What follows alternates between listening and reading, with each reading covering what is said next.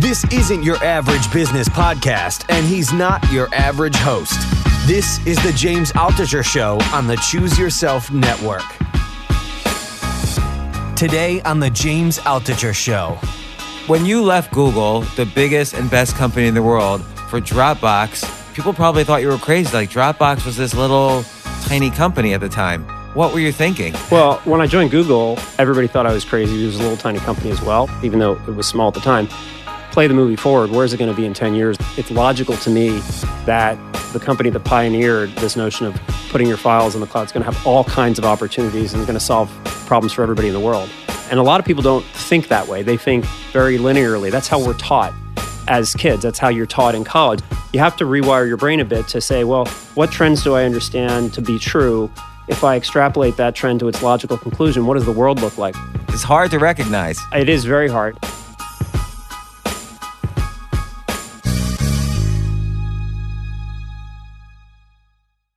Hey, so Dennis Woodside, COO of DropBox, one of the fastest growing companies ever, basically. Welcome to the podcast. Thanks for having me. Now, Dennis, we went to college at the same place at the same time. That's right, But Cornell. we didn't know each other. No, we didn't. It's There were a a big lot of people campus. there. Yeah. It's like 20,000 students there. Yeah. So, and you lived all the way on the other side of campus anyway. And did you do any sports? I never did any sports or anything. I did. I rode. You rode? Yeah. What does that mean? Like you played polo? No, I was in the rowing team, crew. Oh, rowed. Rowing a boat. Okay. So you were sort of like the equivalent of the Winklevoss brothers, but at Cornell. There you go. Just like that. And then you were at Google for many years. Now you're at DropBox. Yeah. I want to, how did you end up at Google? I know you went to law school, and then I want to get into DropBox and all of the ways you've kind of reinvented yourself and how you decided to go from a super successful company to, when you were at DropBox, it was still kind of a startup. We'll get into all that, but I just want to know the basic thing. How did you end up at that end of the world? So I grew up in Philadelphia and then went with you to Cornell. But the big thing that I did at Cornell was rowing. I was actually a national class rower. Two friends of mine wound up going to the Olympics. I was about to ask if you had gone to the Olympics. No, two buddies of mine did. But I realized you can't make a living rowing. Really? There are no billionaire rowers? There's no there might the Winklevosses might be. Oh yeah, there you go. The Bitcoin thing worked out for them so far. So and so I went out to Stanford for law school, which got me. That's how I got on the West Coast in the first place. So when you go to Stanford Law School, because that's where Peter Thiel went, did you know those guys? I didn't know him. He was a couple years before me. Okay. And you remember these days, there was no internet. This was pre-Yahoo. This was pre-email, really. And wound up practicing law for a little bit, worked here in New York for a federal judge on the Second Circuit. So I actually was a lawyer for a period of time. And that was a fascinating job because you're helping the judge decide really critical cases. One of the cases we heard was related to the first attempt to bomb the World Trade Center. Remember? Oh, wow. Abdul Rahman drove a bus into the garage of the Trade Center, blew it up, and And was it like 1991? It was it was around then, and so you're deciding these very weighty issues, and so it's kind of the pinnacle of legal practice in many ways, and then you become a lawyer, which is a completely different job. So wait, when you were going over that case, what was the issue? Whether he was guilty or not? He was appealing a fairly technical aspect of his conviction. So he had been convicted in the lower court, and he was appealing that to the appellate court. So something went wrong in the conviction. Exactly. His conviction was affirmed, and he died in jail. But we also heard a case arising out of a conspiracy to bomb all the bridges and tunnels in New York. We heard insider trading cases. I mean, it's a fascinating job. What was the most interesting insider trading case? Because I'm always intrigued by that. I don't know if you remember Joseph Jett. So from Morgan Stanley. I think he was Payne Weber, I believe. But he came up with a scheme that was sort of the pre-Madoff Ponzi scheme, where he just kept buying debt and buying and buying and buying debt, and he hid the bonds trades that he did from everybody else at the bank, and it turned out that they were a huge bust. And so we heard an appeal arising out of his conviction. So it was pretty fascinating work. So did he get off, or he got out of jail and he made some money somehow? I think eventually he got out. I don't remember. And I think they paid him money to leave.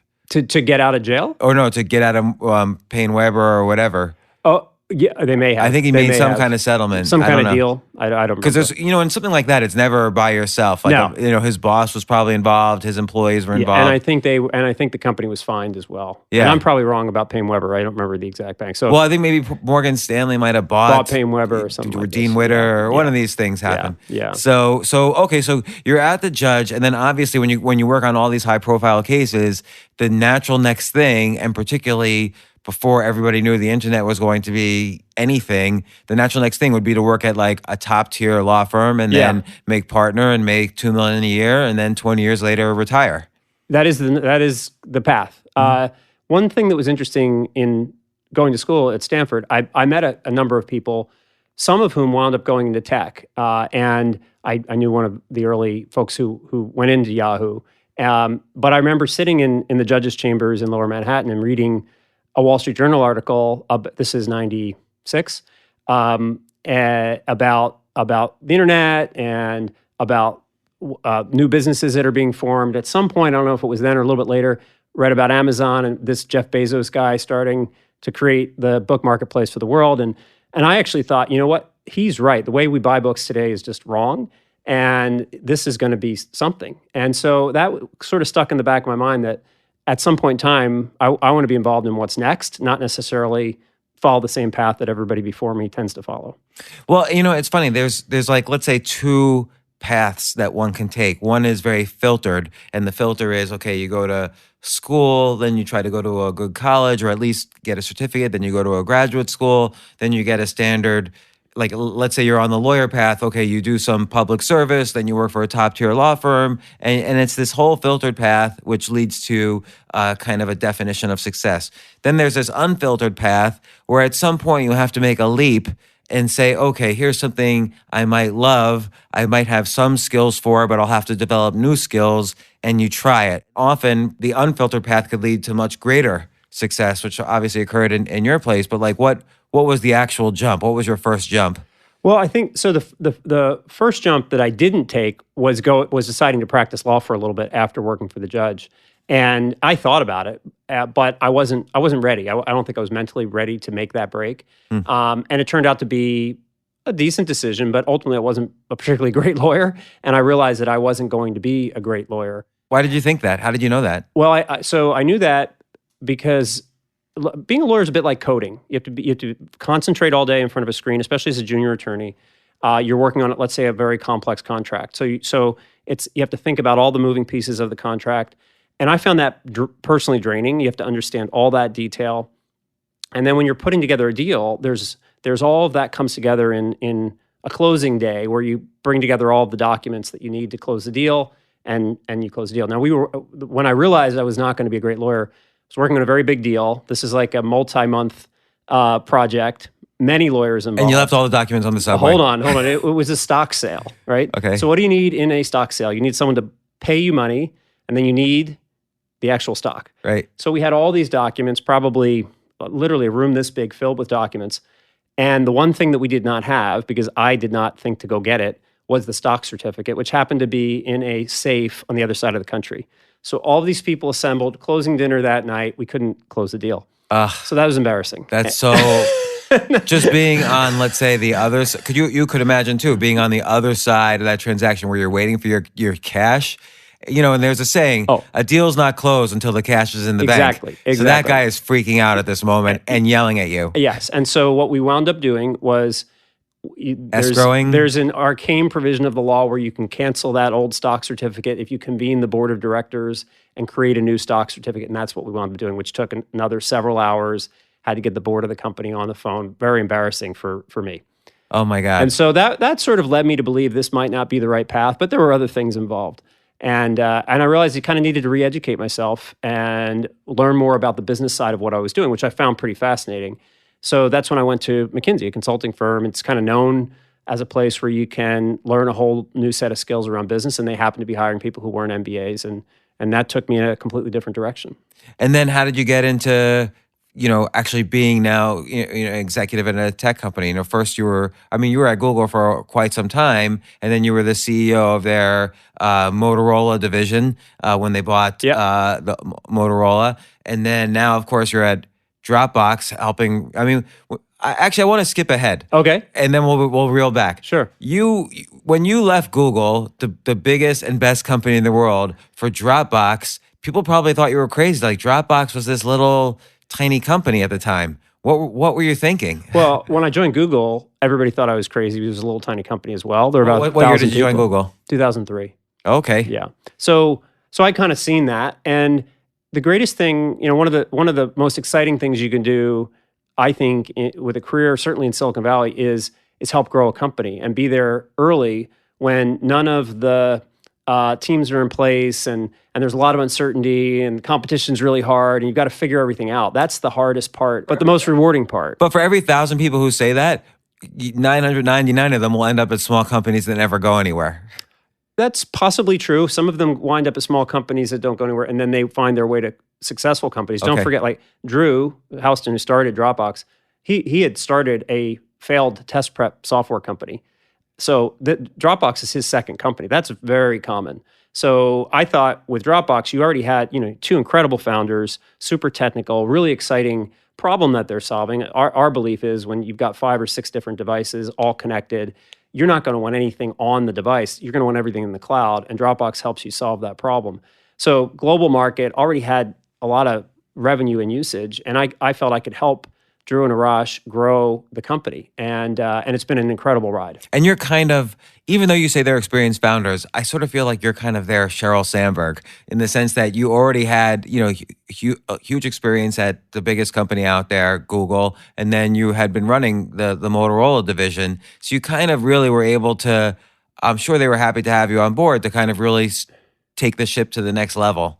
Well, I think it's complementary. I mean, I'm never going to be a founder. I think there are people like Drew and Arash who are incredibly brilliant around product and technology. How do you take advantage of all the different technology trends that are going on, the way people are working, how that's changing, and build a product that satisfies a need that literally hundreds of millions of people use? That's an art, and that's incredibly hard to do. And one of the things I think Drew has done well is he's always seeking out advice. So the way I met him was he scheduled a lunch through a friend of mine, and he just peppered me with questions for an hour about, how did you grow your team? What kind of people do you hire? How do you organize your team? When did you go international? When you were at Google, when did you guys make that decision? Those sorts of things. And so he's always learning. And I think he thought that he could bring someone who can help him learn as well as help him scale the business. And it's been a lot of fun working with him and Arash. I mean, I think it was Steve Jobs who said, he was going after Dropbox at one point and he was interested in the storage space. And he said, listen, you're a feature, not a company. Like, how did you respond to that kind of feeling about the company? Yeah. People said that about Google. It's just a search box. That was the meme when I joined the company. What else can it ever be? Well, can I tell you a quick story? So this was in 2001. I was running a venture capital fund, and a company called Oingo was practically out of business, and they were begging us for money. We could have probably owned half that company, and for almost nothing. And their whole business was, how do you help search engines monetize a little by forming auctions around buying keywords? So eventually Google bought them. They changed their name to Applied Semantics. Google bought them for 1% of the equity of Google, and it became AdWords and AdSense. And, that's 99.9% of Google's revenues, or give or take. And I had said no when they had originally pitched, even though it would have been a great deal for us. I said no because I said, the search engine business is dead. So I was too stupid to recognize. It's hard to recognize. It is very hard, and a lot of people said that about Google. When I joined Dropbox, the meme was it's totally commoditized space. You're going to have to compete against huge players like Apple and Microsoft and Google, plus a ton of small specialist players. There's no way you're going to be able to be successful where that company's going to turn a product's going to turn into a company over a long period of time. And now we're $1 billion run rate company, generating a lot of cash. So if you address a big market, a big universal problem, you can grow a business very big, very fast. And if you acquire the right engineering talent, in particular, product and engineering and design talent, you can put that talent to work on both perfecting the product that you have and then inventing the next thing. And that's a proven path that you've seen Facebook follow and Google, and that's what we're doing. It seems like when you put it that way, it seems like you kind of have to be in Silicon Valley, actually, because how do you hire all that kind of talent? It's just like why Mark Zuckerberg moved to Silicon Valley. Like, how do you? It seems like outside of Silicon Valley, where in the U.S., as mobile as we think society has become, where in the U.S. can you really find that kind of talent on the engineering side? I think it's really hard. I mean, Drew moved to San Francisco as well once Dropbox got going. Drew and Arash to build the team there. Certainly, if you need people who understand scale computing, machine learning, AI, most of those folks are in California. If you're focused more on folks who are maybe a little bit more around media, and the intersection of media and technology, New York is a great place. And there are pockets all over the country, but there tends to be a huge concentration in the Valley. The challenge for us is it's super competitive for people. So we have people coming to us who say, hey, I've got 8 job offers.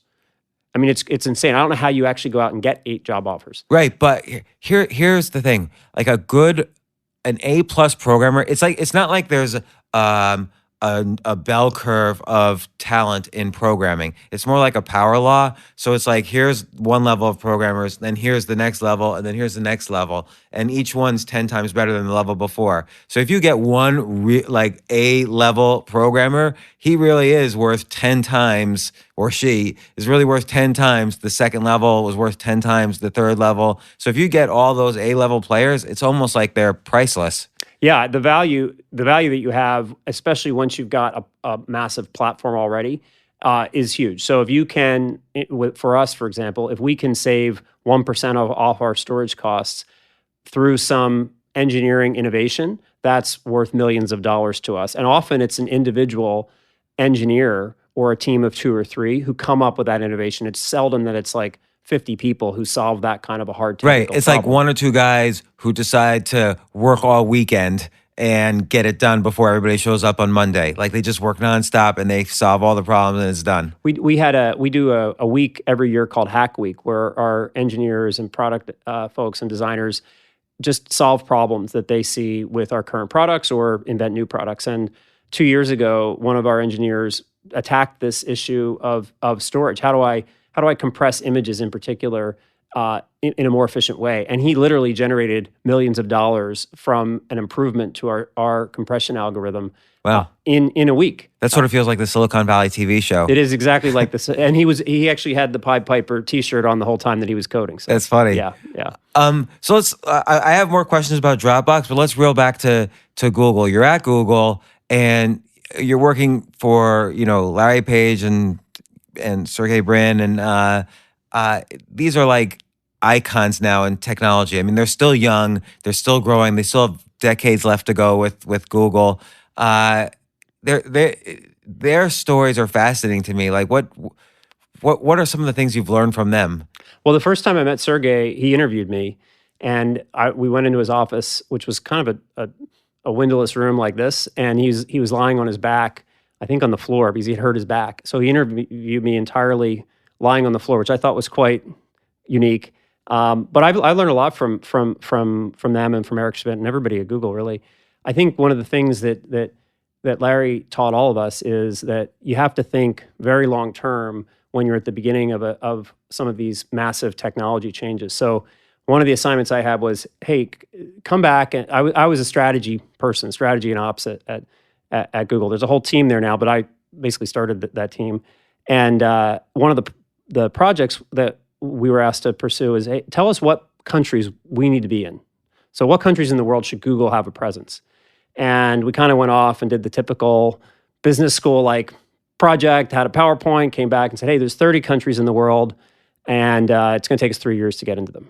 And I remember Larry saying, do you understand we get searches in 196 countries, or from 196 countries today? Why don't you start with that number, cross off the countries that it's illegal to work in for U.S. companies to have a presence in, and then come up back with a plan to get into all of those places. That's how he thought. And this was, 2004. And his point was, what we're doing is everybody in the world is going to need what we have built. Figure out a way to get into those countries and to learn from what's going on there so we can build a better product. So here's what I don't understand. If they already were getting searches from those countries, aren't they already in the countries? Or what does it mean to be in a country for Google? What he wanted to understand was, Nigeria is very unique from Egypt. How are people using our product differently in Nigeria? What do we need to build for those countries? And he did something very unconventional. He said, look, I actually want people in the country, which is really actually hard. You have to deal with a bunch of legal issues. How do you pay them? How do you hire them? What do they do? But that's what we did. We hired people in Thailand and Kenya and Egypt and Dubai and all over Russia, Poland, Czech Republic. And their job, we called them scouts. Their job was to come back. They weren't there to make money. They were there to come back to Google and explain to us what was unique about the experience in their country, both the kinds of things people were doing on the web, the technology limitations. So Nigeria was mobile first from the very beginning. There really was no wired web. And to my knowledge, there still isn't much of one. And so we actually got lots of learning. Like in Russia, for example, the morphology of the language is radically different than English. And our search engine, since it was originally based in English, didn't do a good job with Russian.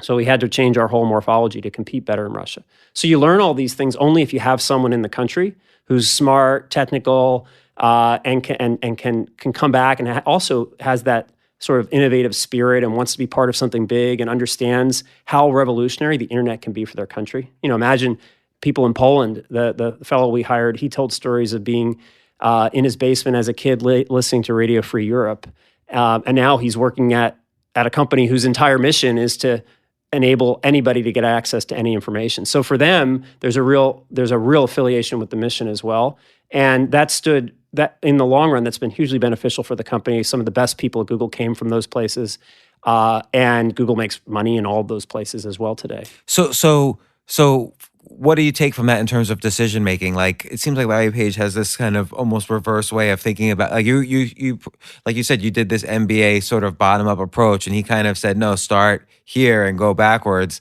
What do you take? What's your takeaway from it? Well, I do try to apply that to my decision. So you ask, well, why would you go from Google to Dropbox? Because when I was joining Dropbox, even though it was small at the time, just play the movie forward. Where is it going to be in 10 years?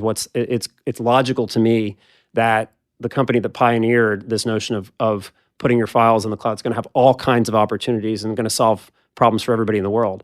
So I think that's really important. And a lot of people don't think that way. They think very linearly. That's how we're taught as kids. That's how you're taught in college. As a lawyer, it's a linear type of type of education. So you have to rewire your brain a bit to say, well, what trends do I understand to be true?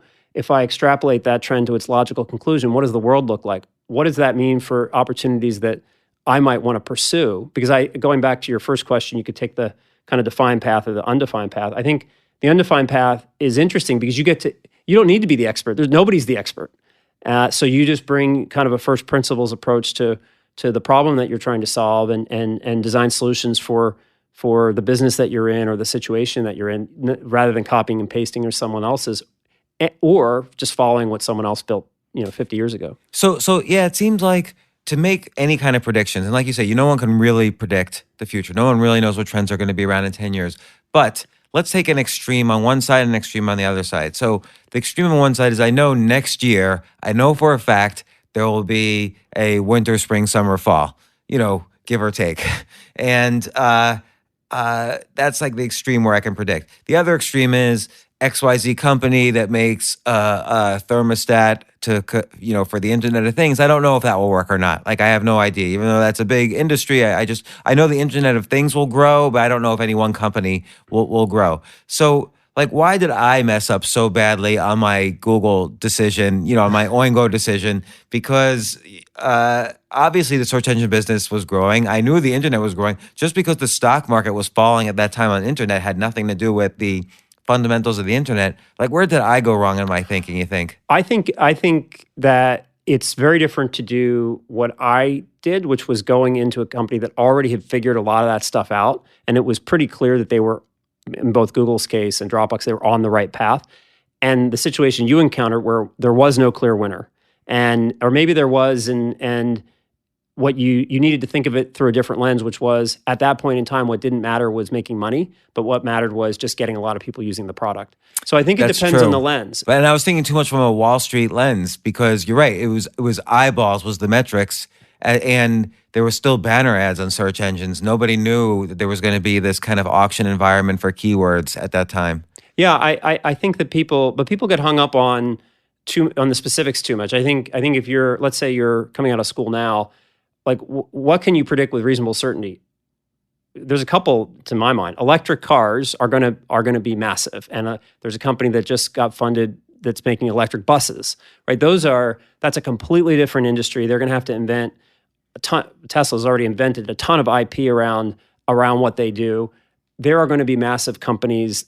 Tesla obviously is going to be one of them that are based in that future reality. We're not going to be driving gasoline cars for much longer. All of our cars are going to be self-driving. It's obvious, right? Right. So there's some very obvious areas where you can just extrapolate what you know to be true now. We're going to be communicating with devices, all of our devices, mostly through voice, right? These things are all obvious if you think about them for a little bit.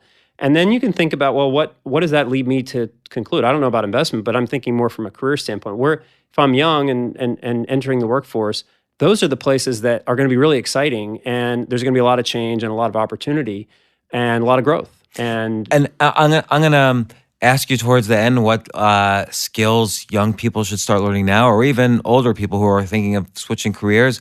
But what you said just reminded me of a scenario at Google. So one time I was visiting a friend of mine who I'm sure you know, who's fairly high up at Google, and he was in charge, or he is in charge of a lot of Google's kind of experimental stuff. And we had gone to graduate school together, and a mutual friend of ours had created this great company that makes imperfect chips that one time out of 10,000, they'll make a mistake. And the idea is that's okay. The mistakes aren't so important, but they'll be 100 times faster. These chips are 100 times faster than regular chips. And I said to him, did you look at our friend's company? Because we all talk to each other. And he said, yeah, I've looked at the company. And I said, what did you think? And he said, well, it's great. It looks very interesting.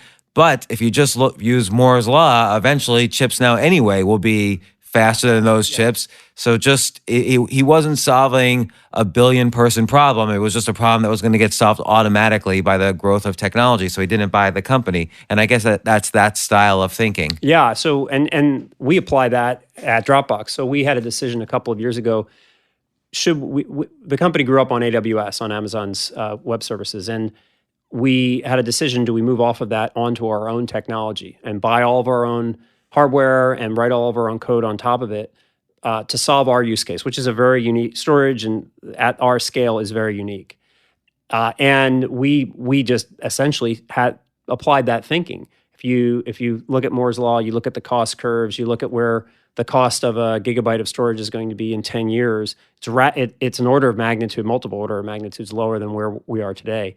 So for us, that it made sense to not just kind of ride the curve that Amazon's going to create, but create our own curve and basically follow Moore's law, to the decimal point over the next couple of years. You had to also understand how much storage we expected to have coming in, and extrapolate the growth of all of that data that we're getting every day. A billion files saved to Dropbox every day. I mean, I think also you can do what I'll call Amazon's law right now, which is, Borders let Amazon be their back-end store, and then Borders went out of business, and Amazon sells books. So you can't let your competitor run your core asset. Yep. And not only that, like, you deal with so much storage, I'm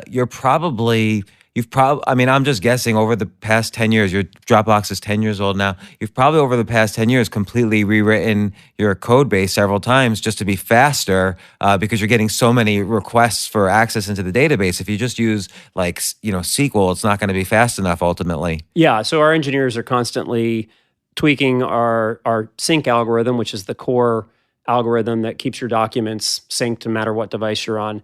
And now that we own our own storage architecture, both the hardware and the software, they're tweaking all of that kind of combined performance so that we ship bits faster, we get them to you more reliably, all of those things.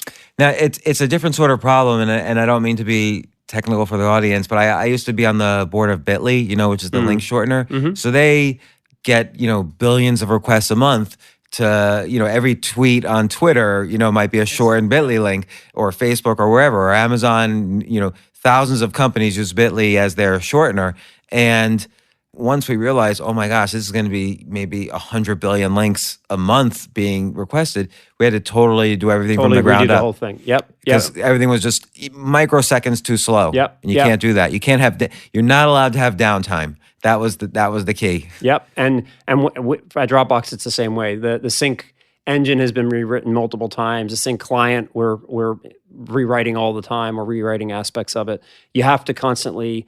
The product has to get faster. The files are getting bigger, so you have to be able to compress data more efficiently and transport that data more efficiently over time. And I wanna dive into Dropbox on a couple of different issues, but I still wanna hear like what more about. I'm just fascinated with Larry Page and Sergey Brin. I want to hear like some stories. Like, so what did Sergey Brin ask you on the interview? He's lying on the floor. He was asking all about how do you design an efficient organization that scales.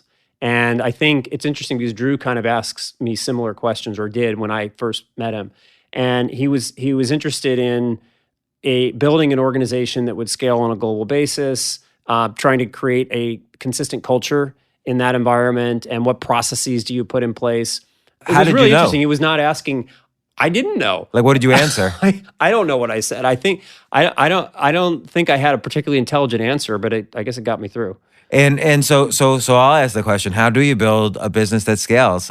Well, again, I learned more from Larry and Sergey and Drew on that respect. One of the things that we did at Google was Larry would review every single interview pack. So every hire at Google, up till probably 10 or 12,000 employees, Larry had a 30 to 50 page packet that was a resume, all the interview notes, any kind of papers that person had published. Wow, 30 or 50 pages per applicant? And he would spend I think they spent 3 or 4 hours in hiring committee, is what it was called, reviewing each of them with a couple of his senior execs. And for part of my career, I was based in Europe, and you would send your packet to them on Thursday, and Friday evening you'd hear, and you might get a note back, we rejected this person, here's why. We don't think culturally they're the right person, and here's why we don't think they're the right person. Well, why would someone not culturally be the right fit?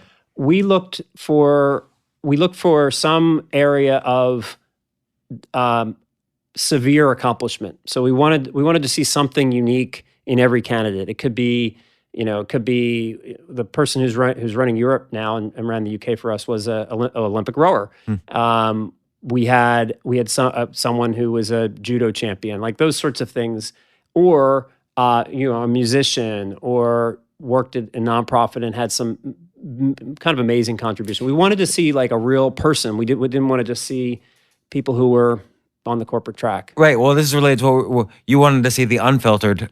People took the unfiltered path as opposed to the filtered path. We did. And at Dropbox, although we don't have the same hiring process, we do something similar in that we have no hiring manager can make a decision on an individual hire. You are interviewed both by your future peers, your future boss, their peers, and people who might report into you. So it's very much a 360 view. And then all those people get together and they discuss every candidate, and everybody's voice is equal. And if you don't have real consensus in that room about the candidate, about their values alignment and their ability to contribute, we don't hire them. We'd rather pass than make the wrong hire. Let's stop to take a quick break. We'll be right back.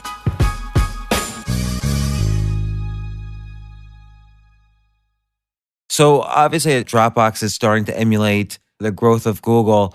Once a team gets bigger than, this is almost an evolutionary thing. And Yuval Harari talks about this in the book Sapiens. I don't know if you ever had a chance to read that. But basically, after 150 people, everything becomes, you don't know everybody anymore. And you can't gossip about everybody anymore. You have to have, what's special about humans, you have to have a story to tell, and people buy into the story. So if I'm in America and I meet someone from China, we might both believe in, I don't know, Christianity or the American dollar. And so now we can work together because we believe in some similar story. We find that story and we start interacting according to that. So it seems like this is related to motivation and management. Like once Google got to be, I don't know, 10,000 employees, how do you continually motivate the people at the leaves of the organization? Well, mission's super important, and just keep bringing it back to mission. You could be on the sales side, which is where I was, and you would talk about how you're empowering your advertisers, which often can be small businesses as well as big companies, to reach their audience and be successful in a much more efficient way than the old way of doing things. And at Dropbox, it's very similar. As we talk about the organizations that we're empowering, like there's an organization called IRAP, which is a refugee assistance project, and they tell us that since they implemented Dropbox, can reach 10 times as many refugees. So they're impacting 10 times as many people as they did before Dropbox. So we tell those stories and try to tell those stories over and over to give people a collective sense of what we're actually trying to accomplish as a team. And that sense of mission in any kind of growing company where there's all kinds of skepticism on the outside and there's all kinds of competition, it's super important to keep people focused on. Again, it helps people think more about 10 years and less about the next 10 days. So how often is your messaging to employees about vision and about the overriding mission statement? Well, we try to weave in stories about customers all the time. I mean, at our all hands, we're always talking about a customer. We're actually having the IRAP folks come into the office on Monday and talk to our employees. We call them Dropboxers. We weave in stories about customers every week in kind of our internal blog, and it's very important. You can't do enough of that. So okay, so on Dropbox, let's say I was going to create a competitor to Dropbox. Here's how I see Dropbox. I could rent a bunch of space on Amazon if I'm just starting out. You've now moved off of Amazon, but I don't need to worry about that. And so I'm using all of their sophisticated support and algorithms. I can have a front end similar looking to Dropbox, and I could say, look, I'm gonna give you all the space for free forever instead of you paying $10 a month for Dropbox. So that's attempt number one. Attempt number two is I could be Google and I could create the Google Drive and compete with Dropbox. Like, how does Dropbox compete with both of those ends? Because it feels like that in this business to consumer industry, I mean, then you have Box.com, you have competitors. So how do you keep branding yourself like nobody can touch us? Where's the moat? Yeah, the moat in part is all of the connections that people have made and continue to make on Dropbox. The way Dropbox got going was I used it, I loved it, I shared a link with you, you signed up. It's a very viral product. And the killer app within Dropbox today is something that we call a share folder. So it's a folder that both of us can be in. We can both contribute documents or files into that folder and collaborate on that folder. So that actually... But Google Drive also, you can do things like that. True, but it's a little bit like... Google Plus wasn't able to supplant Facebook once Facebook already got the kind of the graph going and the set of connections going. So we already have well over 500 million people using Dropbox. So it would be very hard to get that entire community to move, because they'd have to replicate all of those sharing connections. So that's kind of that's one aspect. But what's equally important is we keep innovating on the product. So there are tons of situations, low bandwidth situations, sharing from an iPhone to someone on Android, where our competitors do not handle those loads well. They, the best engineers at Dropbox are on this problem, and that's definitely not true in our competitors, because our even competitors, Google. Sure, Google ships lots of stuff, and the kind of the core thing that Google does is search and ads, and those places tend to attract rock star engineers. For us, it's core sync technology and our core Dropbox application. That's what attracts rockstar engineers. I feel like a lot of Silicon Valley stuff is all about valuation and who's making this kind of money and who's making that kind of money. And the companies that succeed and grow in valuation are almost like flavor of the month type companies. Like, oh, everybody likes social media companies this year. Everybody likes storage companies this year, or virtual reality companies this year. Dropbox, I feel, perhaps deservedly and probably deservedly, when you did your last big round of funding, I forget what year it was, 2013 or 2014, yep. You raised $500 million or some huge number at a $10 billion valuation. At the time, you had about $400 million in revenues, or maybe even a little bit less. And everybody was saying, how are you going to grow into that valuation? now you're clearly growing into that valuation with a $1 billion run rate, 10x revenues for storage seems normal. But at the time, again, it seemed like, was it ridiculous? Did it seem ridiculous to you at that level, or were you projecting into the future? Again, I think you just have to look really long term. Like, think about Slack. I was rumored to be raising another round at $5 billion. I'm an investor in Slack, so maybe you know. So Godspeed. Amazon's looking at buying them for $9 billion. Are you confirming that?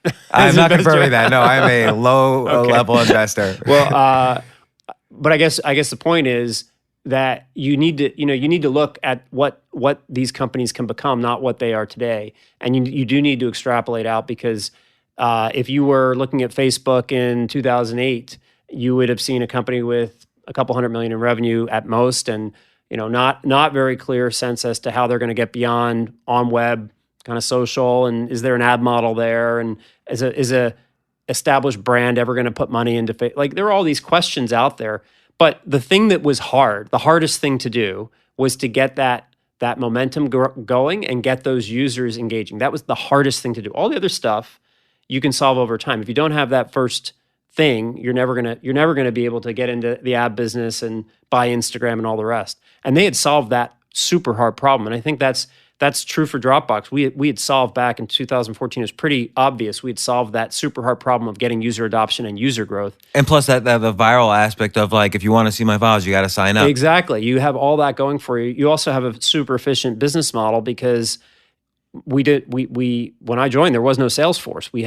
All the money was made by people signing up on our website, and even today, that's the vast majority of our revenue. We have a sales team, but it's more of I would say a set of Navy SEALs, not the huge army, and that makes it more efficient. And you can take your cash and employ it to hire engineers and build better product, and that's what we've done. So these companies, you're right back to your valuation question. I think savvy investors who understand this, they see that those companies come up every now and then, and it's pretty rare when they have that product market fit. They have the beginnings of a business model, and they have that massive consumer adoption or user adoption, and those companies can be worth lots of money over a long period of time. I remember reading once, and I don't know if this is true or not, but Peter Thiel doesn't like to invest in a company right now until they hit $1 billion valuation, because at that point, then he knows that they're going to continue raising, big amounts of money, and they've already kind of had that adoption and so on, that first level of success.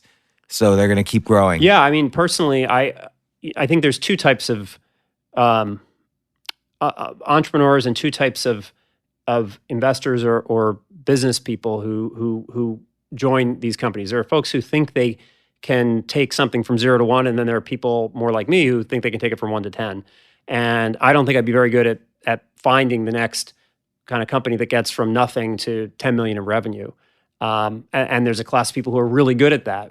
That's not me. And I think Peter is saying he's really good at seeing a company that can, and understanding why it can go from $1 billion in valuation to some larger number. But we skipped over one part of your career, which is that between Google and Dropbox, not really in between, but sort of related, but Google put you in charge of all their Motorola and mobile solutions, and now Android is the most popular operating system in the world. So it's more popular than Windows, which is a desktop operating system. Essentially, mobile has replaced desktop. Like if I wasn't a writer, for instance, I don't think I would ever use a laptop or a desktop computer. I would just use my phone. Yeah. And that's probably the general trend of, like, my kids don't use computers, really. They use phones. I mean, most people in the world, their experience with technology will be through a phone. I mean, not most, like the vast majority. So the adoption of, not that you were in charge of Android, but the adoption of Android as being now the most popular operating system in the world is at least in part due to your contribution. No, absolutely not. No, I'm giving you credit. Well, you can, but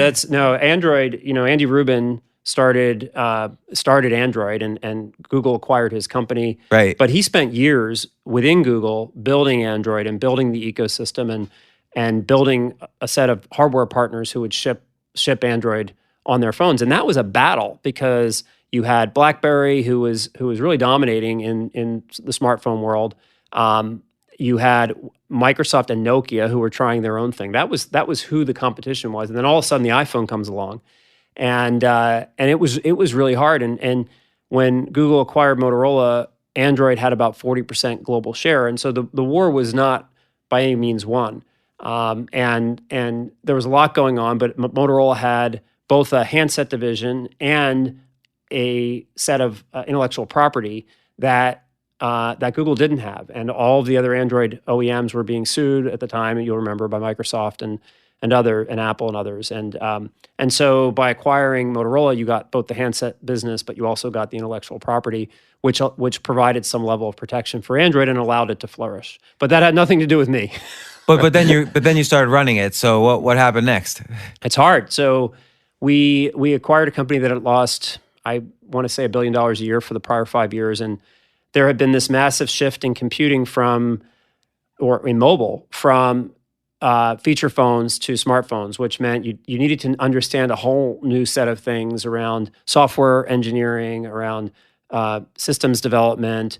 Marketing became more important, and Motorola missed that shift. So they were starting a bit from behind. They had a very visionary CEO who said, we're going to burn the ships and go to Android, and was one of the first OEMs to go to Android, Sanjay Jha.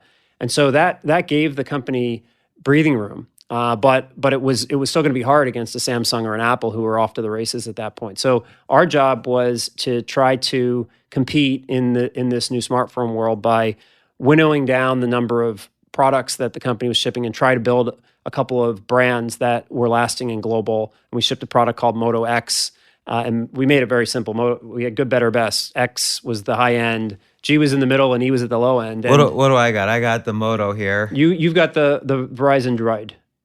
Oh, okay. Is it good? Do you like it? It is. Although I use a Pixel today, I like the Pixel.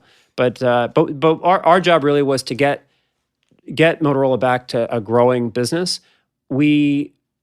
Google made the decision that it was because it was supporting Android, which a number of hardware OEMs were using, like I want to say over 100. It was not going to advantage Motorola, so we were run completely independently. Our employees weren't Google employees. The only support we got was financial. We didn't have any access to code or anything like that, which made it very hard because we didn't have any structural advantage in a market where you needed size and scale, or you needed access to like the ability to build your own screens or own batteries. So it's almost like Google bought the business in order to basically protect themselves against patents, as a patent protection, saying, oh, we're in this business, so that gives us this extra layer of patent protection. And then they said to you, by the way, this is actually a business anyway, so we have to still run it, but we don't really give a crap about how it does that much. No, I mean, no, I didn't say that. But the directive was, hey, this is a handset business. This is a growing market. Let's figure out how we can get this business back to success, and then we will figure out what the path forward is once we're on a better trajectory. And so that was the mission. How do you get the company back to where there are a couple of great products in the market, where there's growth back in the business again, and then we'll figure out what we do. And ultimately decided, if we're not going to create any structural advantage for the company, we shouldn't own it. We should enable one of our partners to take what we've built and go from there. So we sold it to Lenovo. Oh, okay, right. So you basically got it into shape. What did you do? Well, we went from 45 products, which when you have 45 products, it's really hard to do any kind of marketing around any single one. You can't concentrate your fire. We went down to basically 4. We shipped the first smartphone watch. You're kind of going off the Steve Jobs model when he got back to Apple. Like he trimmed all the products. You had to do that. Absolutely had to do that. And you had to concentrate your best resources on fewer things, and then you had to put the marketing behind it and put the distribution muscle behind it. We spun up a team that was focused on kind of new innovation, which wound up building the first Android watch, and now Android in the watch space is doing all right, but obviously Apple is doing quite well there. And ultimately we got enough growth back into we shipped Moto G, which was the best selling smartphone that Motorola had ever shipped, and then eventually we sold the company. So at that point, then you were probably looking around. Is that when you said, "Okay, DropBox, here I come"? Well, Drew had reached out to me not about a kind of role, but more about like, hey, I'm trying to learn, and this was the conversation that I was talking about where he just wanted to pepper me with questions about how do you scale a business and how do you run your management meeting, those sorts of things. But I followed the company and just was always interested in what they were doing and where it was going. And I just started spending a little bit more time with him and with Arash, his co-founder, and got more and more interested in where they were going and his vision. And again, you couldn't really see everything. There wasn't like a roadmap from where we were then to where we are now and where we're going in the future. But you could see enough. There's so much love for the product. I would just start asking people, hey, where do you store your stuff? Do you ever hear of Dropbox? Use Dropbox. It turned out that our contractor used Dropbox, and my wife was using Dropbox. How many users a day do you get right now? How many new users a day do you get right now? I don't think we share new users a day, but we've been signing up many millions a month for a very long time. So when you called up Larry and Sergey and said, "Hey, it's been a great run, but now I'm going off to this new thing," what did they say to you? Did they say, "Hey, we're going to kill you with Google Drive"? Those aren't always easy conversations. But, Larry's he's an incredible leader, and he's, as always, very gracious in those situations. And if you think about Google, some of the more interesting companies in the valleys are populated by people who came from Google. And so it's, I wasn't the first person to walk into his office and tell him that and tell him why. And, I think he understood and respected that I was really passionate about helping a great entrepreneur build a company because, he is a great entrepreneur and he has built a company. So I think he understood that. And with Dropbox, look, I use Dropbox. I upload all my files there, whatever. But there's a certain trust that never happened before in society. Like it used to be, I had all my possessions and I would kind of hold on to them and keep them in my house, and even paperwork and photos and videos I'd put in, VHS tapes and store them in my basement or a storage facility. Now everything goes to this, mysterious cloud in the sky, which is essentially now Dropbox for most people. There's a kind of trust. Like what happens? Could it be the case that trust is broken? Like you can either be hacked so that all my files are accessible to someone else, or you could just disappear. And what happens? Well, our first value in company value is be worthy of trust. And it's super important. We know that user trust is what earns us the right to have a business. So we take that really seriously, and we invest a ton of resources, people, money on security. We have some of the best security engineers in the world working at Dropbox. That's incredibly important to us. But we're in a world where people's things, their applications, their stuff is increasingly going to live in the cloud, and there are trade-offs. You can't physically see it like you could, see your VHS tapes and go down and see and look at them, but you can access the same content that used to be on those tapes from any device anywhere in the world. And so, as users, all of us make those trade-offs, and the trade-offs most people are willing to make is, hey, this service, I'm going to trust this service, that the benefits I'm going to get are going to outweigh kind of the mental shift that I'm going to have to make from a physical world to a world that's much more digital and much more cloud-based. And so for someone listening to this who says, okay, it's great for this guy to say he's seen all these trends, he's done well with Google and he will do well with Dropbox. Someone could say, I'm sitting in my cubicle, or I'm sitting in my classroom, or I'm deciding what to do with my career. What skills and trends are you seeing now that I should start learning if I'm going to be at the right spot 10 years from now? Well, I think there's two different things. I think one is just having a curious mindset about what's going on and about how are things going to change in the next couple of years for what you do in your daily job, how you shop, how you communicate, and just being curious about those things, I think, is really important. I think in terms of skills, what's been really interesting to me is to see the whole rise of online learning. And, Khan Academy was one of the first institutions really to show the world that you can learn real stuff on YouTube. Well, the very first employee of Google. Yeah, Craig Silverstein's there. Yeah. Is that at the Khan Academy right now? Yeah. So, incredible mission to empower and educate anybody in the world to the same level as, the best private schools in the US. So I think that is incredibly empowering, and you're seeing organizations like Udacity create programs that truly educate you in how to code, I was telling you, my son has taken a course around machine learning and has gone through a year-long Udacity program all online. There's a huge community around it. You take the class with other students, you learn from one another.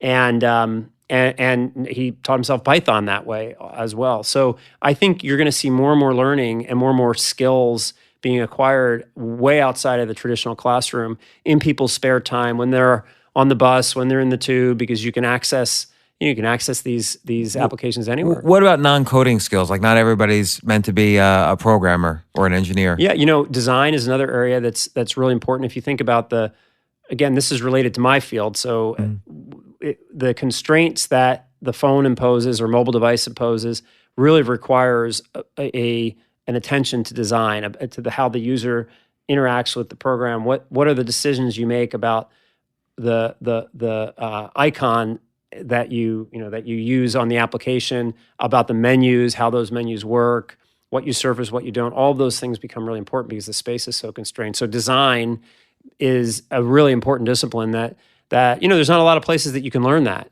and those skills are in huge demand. And what about, like, how has sales and negotiation, how are things like kind of these basic soft skills, how have they changed with this new economy? I think it's really interesting. Some things things like negotiating a deal and establishing mutual trust and having a relationship, those are always going to be important. But I think what you're seeing is a lot more of people are advantaged when they are sharing what they know in a kind of very open and continuous way. And some people do that on social, and they kind of establish a name for themselves, a reputation, and that opens the door in many ways, let's say in a sales situation. Some people, I met with a CTO today who first thing that he wanted to do is just share a number of startups that he has bumped into and ask, hey, what do you think about this? What do you think about that? People who do that, they tend to be very connected to what's next, what's new, what can help them. They tend to be really open and seeking to help other people. And they don't think of their career as like, it's all about me. It's really about, how do I empower those around me? And that over time will pay benefits. So I think that's a little bit different than going back to your linear path where it was just about kind of following that trail up. It's more about creating a network of people around you who share the same kind of curiosity and interests and can support you along the way. I think that's really key, because I think over like people want to be an overnight success, but I think over a 10, 20-year period of kind of bit by bit making connections and helping other people without any expectation back, then you build 20 years later, you can make a call and people remember. That's exactly right. And you learn so much along the way that you otherwise wouldn't have learned. And what happens sometimes is you get these insights that strike you. So this person I was meeting today was saying, we're completely changing our approach to software. We're looking at active users as if they're consumer applications, and we're supporting those that have the most active users within our company. This is a 20,000 person company. And we're no longer going to buy those that are only used by 100 people. That's a completely different approach to being the CTO of a multi-billion-dollar company like that. And that was just an insight that was, free, so to speak, because we were just sharing ideas, but that's hugely valuable. And you only get that if you're willing to share what you know. And often, a lot of times things that you don't even know are valuable until you share them. And so I think that's different. So final question or two. DropBox, are you going to get sold? Are you going to IPO? What's the story? So Drew's been pretty clear. We're on a path to creating a great company. We have all the hallmarks of that. We've got an incredible technical team. We've got a great product. We've got great product market fit. We've got a great business model. And he's also been pretty clear that, at some point on the path to becoming a great company is likely to be, an IPO, but we don't have plans at this point. And then for you personally, when do you realize enough is enough? Like, for instance, after Google, you probably could have said, "Oh, I'm going to write a novel now, or become an actor somewhere, or do something completely different, not technical." Now, obviously, you've been fascinated throughout your whole career about the technology and the future and so on. But when do you decide, I'm going to take 10 years off and get better at golf? I try golf. I'm horrible at it. The person that I kind of got to know a bit in the Valley is a guy named Bill Campbell. Bill's a coach. Intuit. He was a chairman of Intuit. He was a marketing exec at Apple, and then he was a coach. He was on the Apple board. He was a coach to both Apple or Steve Jobs and Larry. He reinvented himself multiple times in his career. He was a football coach at Columbia, and then somehow got into marketing in Europe, in technology, and somehow wound up at Apple and Intuit.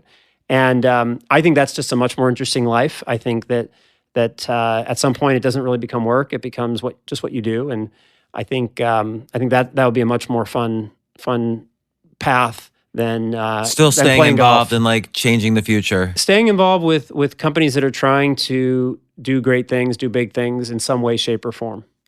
Well, Dennis Woodside, COO of DropBox, one of my favorite companies that I use. I probably use it every day, actually, because my whole team shares. Like, we're taking a video of this podcast that will, by the end of the day, go into DropBox. Yeah. So, and obviously we trust it and use it. So congratulations on all this success, and thanks for coming on the show. Thanks. It's been fun. Next time on the James Altucher Show. I tell my daughter, who's 15, she thinks about college, even though I'm not as in favor of college as many people know. But wait, hold on, dude. Do not talk your daughter out of college. I know you teach at NYU. You've run a bunch of companies. You've sold a bunch of companies. You failed at some companies. Yeah. You were on the board of the New York Times. But I just think college has become such a scam. I agree with you, but here's the bottom line. Are we allowed to curse on this show, by the way? Yeah, of course. I just don't meet that many really successful people in their 30s or 40s who went to a top 20 school and say, you know what? I really fucked up going to Stanford. I hear that never. And some people might say college has become too expensive. I get it. College is not for everyone. Hands down, it's not. But if you're in a position to go to a good/great school as a young person in this economy, by all means, get to college. And if you happen to be Steve Jobs or Bill Gates or Mark Zuckerberg and you are so exceptional that you drop out of Harvard in your second year, fine. But assuming you are Bill Gates is a really bad strategy. A lot of people tell our kids over lunch when they come speak to them, follow your passion. And I find that people who tell you to follow your passion are generally already rich. And I think people need to focus on find something you're great at and then become the best in the world at it. Establish real differentiation. That's such an important thing. Like having a vision that is bigger or more interesting than the vision of the people around you, that's a winning path to success. Mm-hmm. I think it's important early on to have a code. So take this back to unimportant stuff, business. What do all Fortune 500 CEOs have in common? Or I would say 450 of them when you meet them, and I've met a lot of them. They're really likable. Even the ones that are also psychopaths. Psychopathic, yeah. During the day, these people are Darwin and Darth Vader. Make no mistake about it. They play full body contact business and they make very brutal decisions. They dominate markets. They put companies out of business. And they don't put warning labels on your iPad, even though your kid has a crack-like addiction to the thing, right? So they're just better at this than anybody else. Hey, if you like this episode and want to hear more from The James Altucher Show, then subscribe and leave a review to help other people find the show. I would so appreciate it, and it's really important.